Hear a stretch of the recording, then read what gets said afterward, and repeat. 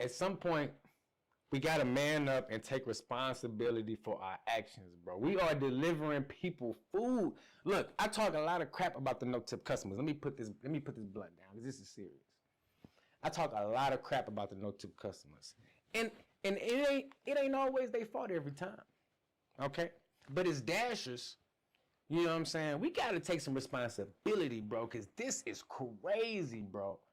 I'm taking responsibility because, look, I'm not finna let other content creators or other Dashers think you can just be out there and being dirty. I call it as I see it, bro. I'm from the hood, okay? That's dirty, bro, and you don't do that. When you grown and you trying to present yourself to a community or, you know what I'm saying, show some people some things, you don't just be out here like that, man. And I'm not talking about you ain't got to be the most clean cut, but you definitely don't be running around with sweat stains all in your shirt, flicking cigarette ashes all over the car, camera all recording in 320p. Now you out here fingernails just dirty is the Dickens, and they just front camera like, bruh, you got me messed up. You is not a Doordash driver, bro. I don't know what you are doing.